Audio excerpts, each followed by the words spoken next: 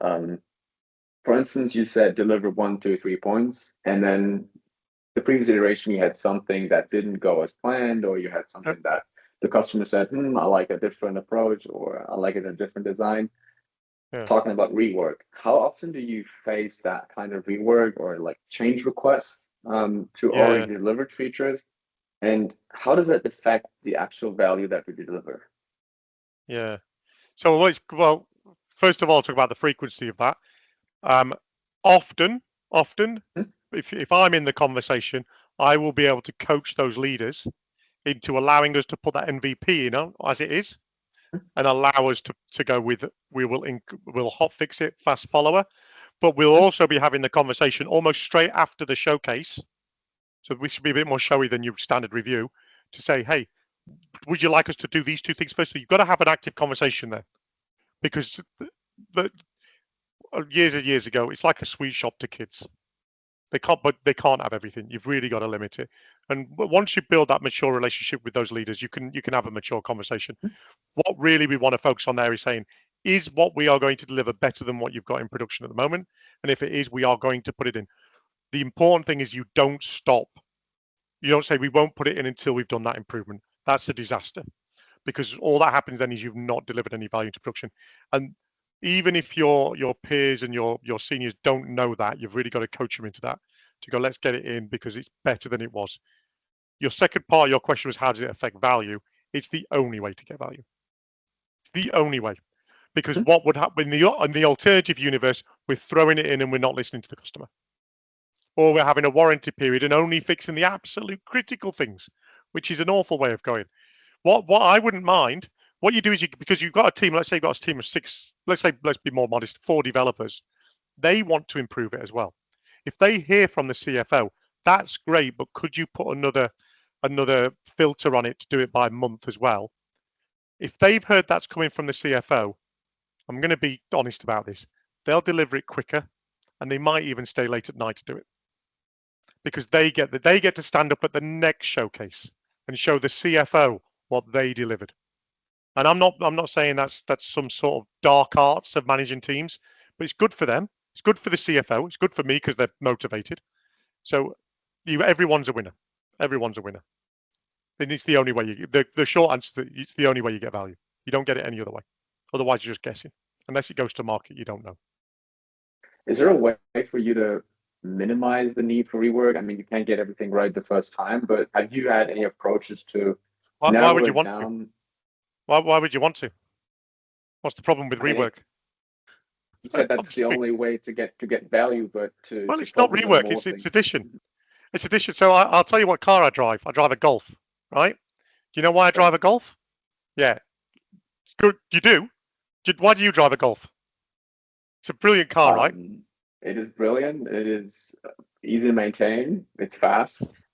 What mark Golf are you on? To see how your car knowledge is. So 7. So I think mine's mark. I think I'm an 8. I think I'm the 8th iteration. I might be wrong. Mine's last year. By the way, it's the first Golf I bought. Yeah. Everything works on it. Everything works. The first one was brilliant. The second one was better. Third one was better. So it's not that we're doing rework. It's the same car, just slightly better. So it's not.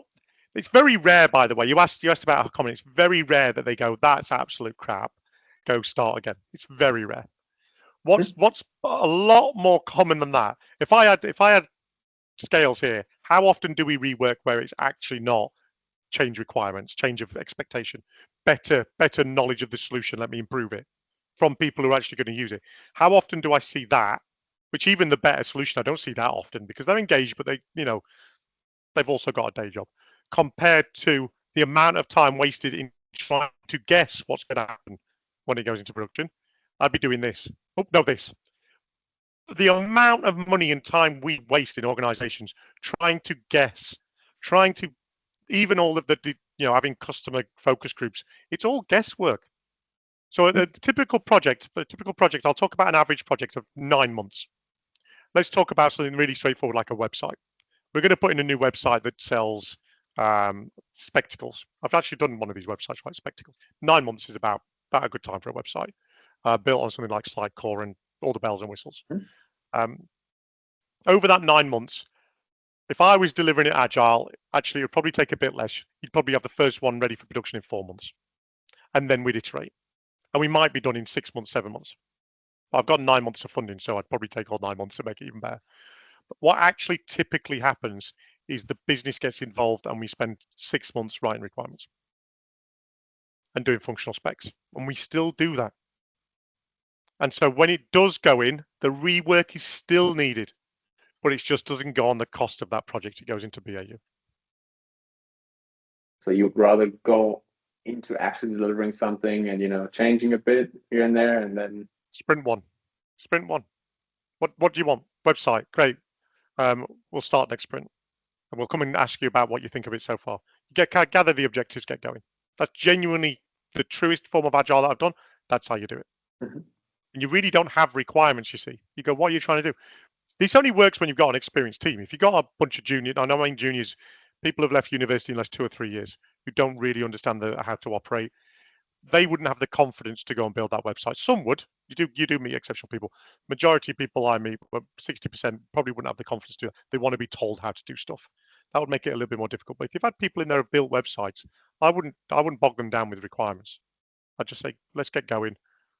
So one of the sites I had 6 tools on, calorie converters, that sort of stuff. The developers just did it. You don't need requirements for that sort of stuff. I forget the question now because I babble around a bit. How do we avoid rework? Don't be scared by rework was my answer. Don't be scared by it. It's part of the solution. We should absolutely be ready to rework. We should absolutely be ready to increment. It's part of the budget. That's where we're going to spend it at the end of the project, not the start. That's super interesting. I mean, that's a different approach to what I've heard before. Many of them are like, oh, we hate rework, it always occurs, and then we're not sure whether we deliver actual just rework features or should we focus on new aspects. But that's a I wouldn't rework a feature. So like I said, I wouldn't rework a feature ever. So think about your golf. Now I don't know what the next feature is what thing they're going to put on the next golf. I think there's an engine there's a gearbox, right, that mine hasn't got. They didn't release it in the Australian version, they only released it in the European version. If that suddenly became available in Australia, I wouldn't go and put it into my Golf. I'd go and buy the next iteration.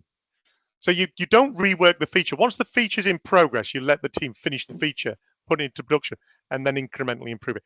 It's so rare to find throwing away features. You just don't do it an awful lot. You put it into production, you find out, well, we'll retire that in 6 months if it's not worked. Okay. That's how some of there's loads of stories out there, right, about those are the features that make millions of dollars. The ones that you didn't think would work. There's just loads of stories about that.